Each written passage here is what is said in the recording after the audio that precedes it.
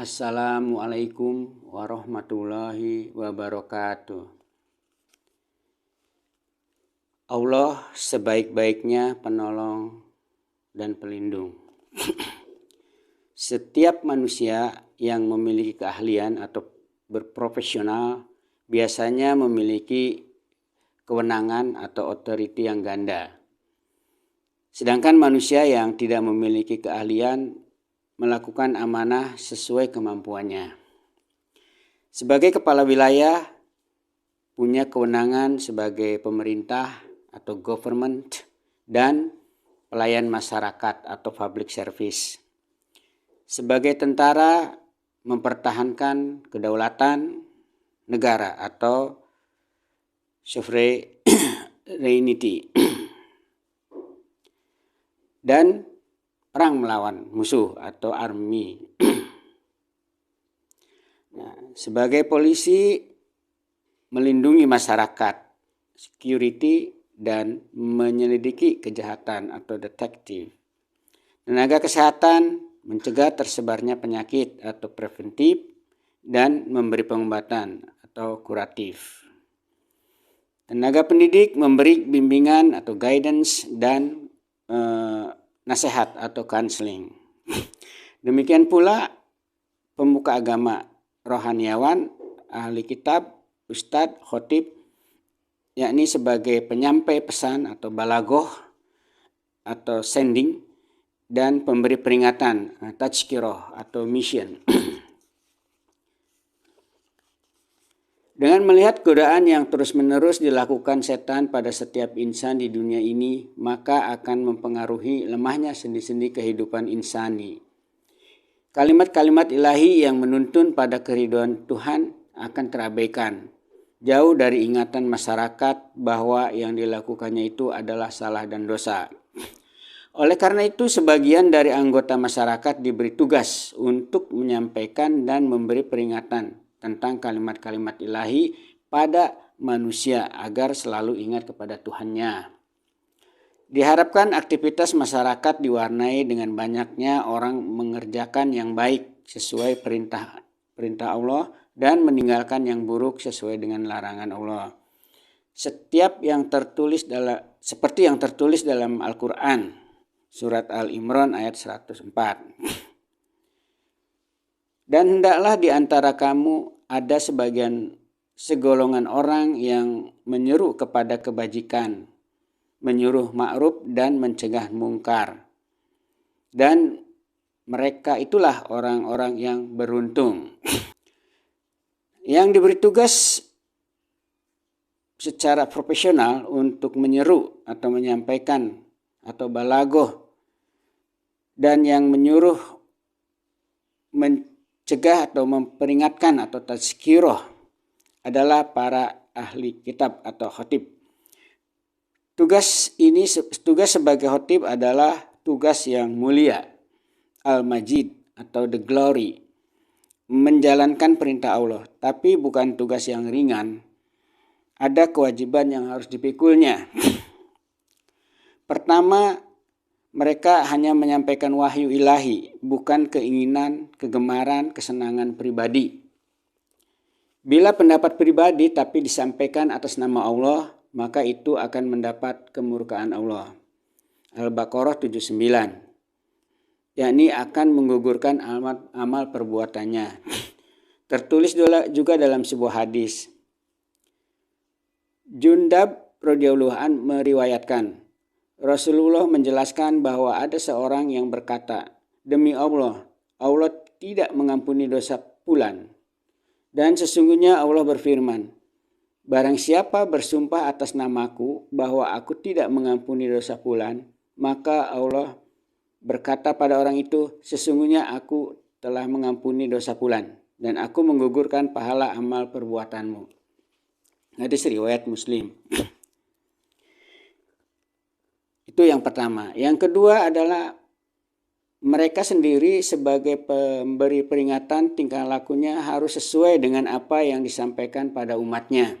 Quran surat Asy-Syaff ayat 3. Bila tidak sesuai, di satu sisi menyuruh orang pada kasih sayang, kesabaran, ketakwaan, tapi di sisi lain bersifat dirinya iri dengki, dusta, prasangka negatif, dan lain-lain, maka itu mendapat kecaman dari Allah.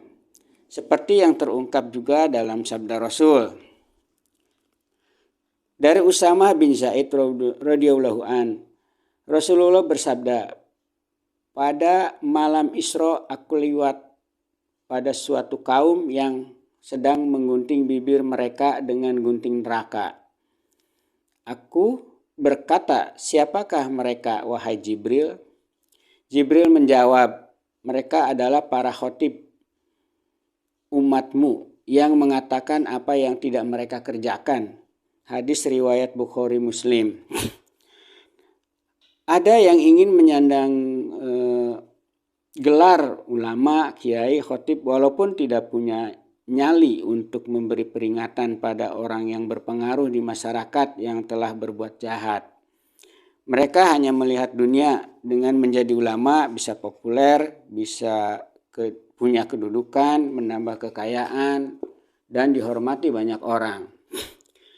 Beratnya pertanggungjawaban di akhirat kelak, maka banyak orang Islam yang beriman yang tak punya kemampuan atau profesional mundur untuk menjadi mubaligh, menyampaikan suatu kebenaran, apalagi menjadi muzakir, memberi peringatan. Namun orang-orang Yahudi dan orang munafik, yaitu orang yang sudah Islam yang tidak ikut seruan Nabi, malah maju karena ingin mendapatkan sesuatu yang tersebut di atas. Quran Surat Al-Ma'idah ayat 61, 62, 63. Barangkali kita perlu diluruskan oleh para ahli bahasa mencari kata yang tepat. Selama ini kita sering salah persepsi di masyarakat tentang kerjasama ulama dan umara.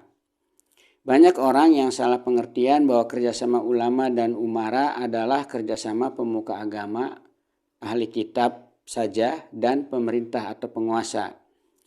Kerjasama ulama dan umara maksudnya adalah kerjasama para cendekiawan dalam bidang tertentu dan penguasa setempat. Dalam sejarah Nabi ketika membangun parit untuk pertahanan perang, Muhammad bin Abdullah sebagai umara penguasa setempat kerjasama dengan teknokrat Salman Al-Farisi sebagai ulama atau cendekiawan di bidang teknik, bukan dengan ahli kitab atau cendekiawan di bidang agama. Ulama tidak sama betul dengan pemuka agama pengertiannya. Pengertian yang salah ini bisa berakibat fatal pada sebuah keputusan. Misalnya umara bekerja sama dengan para ahli kitab yang tak paham teknologi sehingga pembangunan parit tidak sempurna, akhirnya bisa kalah dalam perang. Nah, demikian juga bidang lain, misalnya menangani masalah transvestite atau transgender atau waria, wanita pria. Maka pemerintah sebagai umara bekerja sama dengan para ahli bidang kedokteran atau bidang biologi yang bidang genetika yang menjadi ulamanya. Karena apa? Karena mereka mengerti tentang hormonal atau genetika manusia. Seandainya yang menjadi ulamanya orang yang tidak mengerti hal tersebut, kemungkinan pemerintah mengambil keputusan yang zolim terhadap kaum transgender atau transvestite. Secara genetika laki-laki XY, wanita XX. Nah, waria bisa XXY, bisa XYY, dan lain-lain. Secara hormonal, testosteron lebih tinggi pada pria, sedangkan estrogen lebih tinggi pada wanita.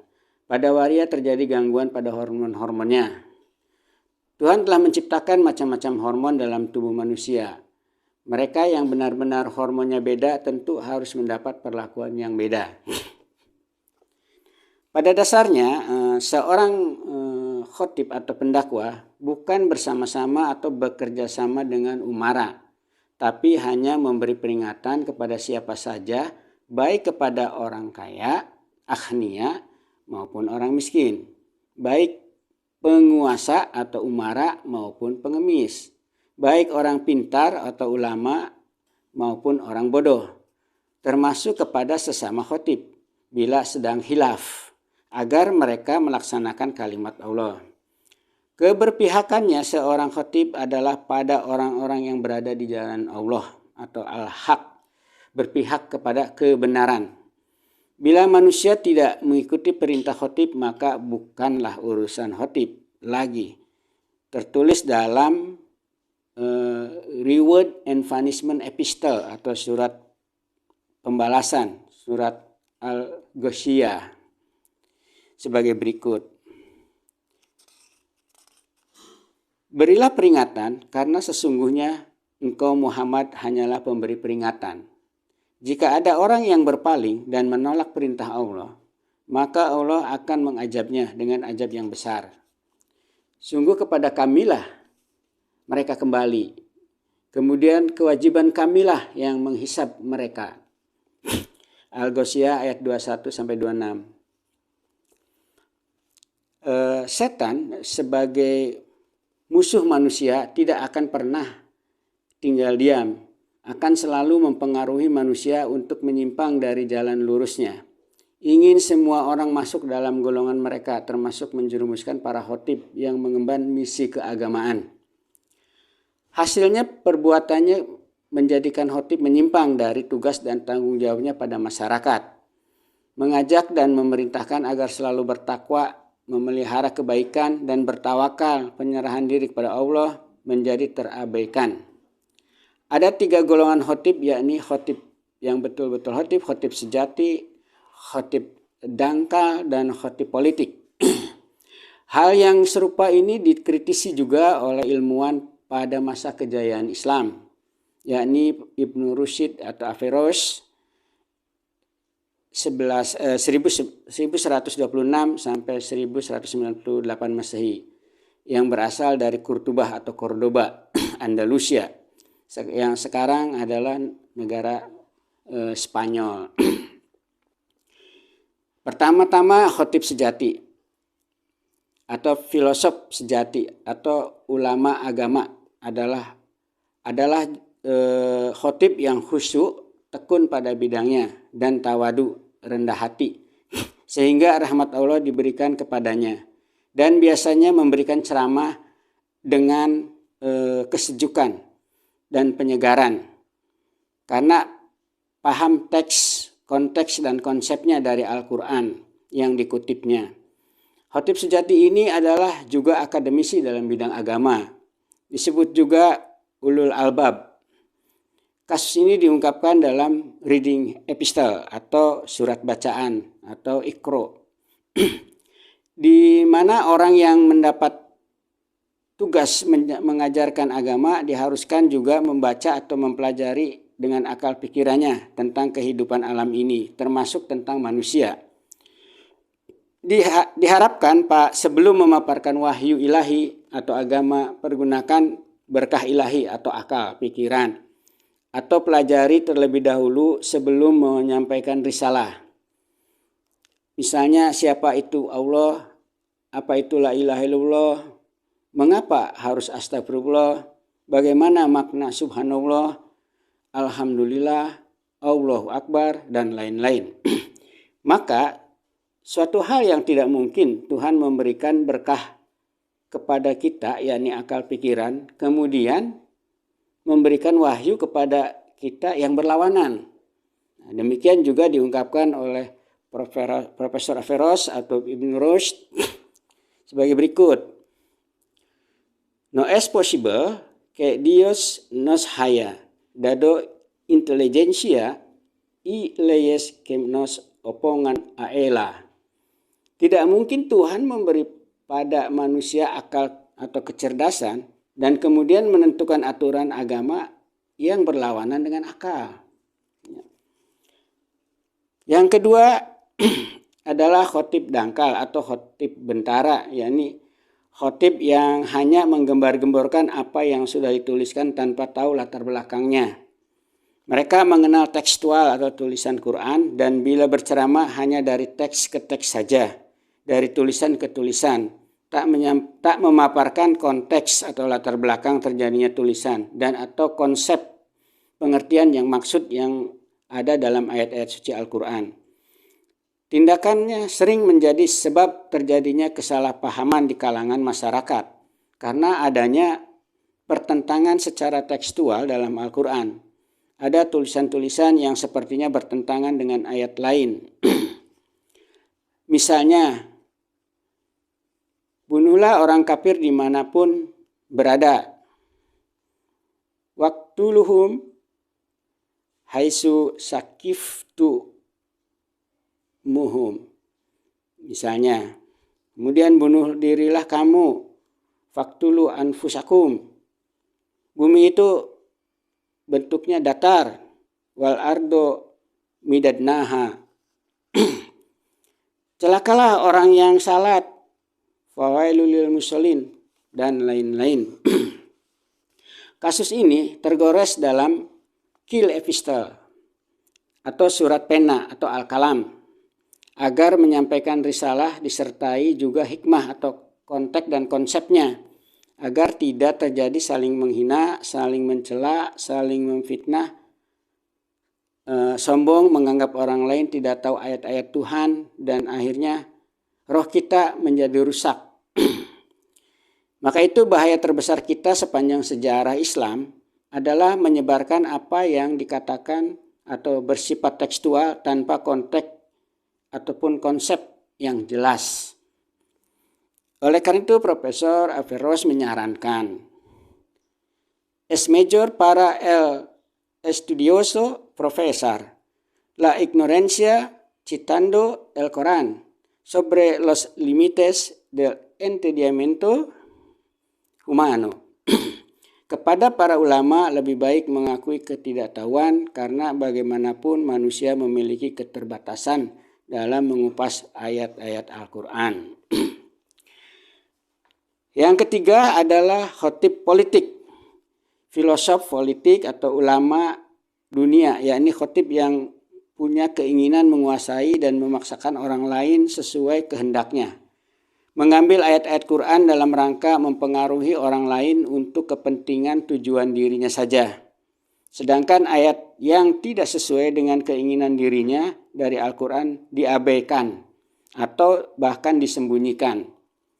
Sering keberadaan Allah diremehkan, diyakininya bila mereka berkuasa syariat Islam atau hukum Islam baru bisa berlaku di sebuah negara. Bila mereka tidak berkuasa maka hukum Islam tidak bisa diterapkan. Padahal tanpa mereka pun bila Allah menghendaki semua bisa berlaku. Tidak ada yang tidak mungkin bagi Allah.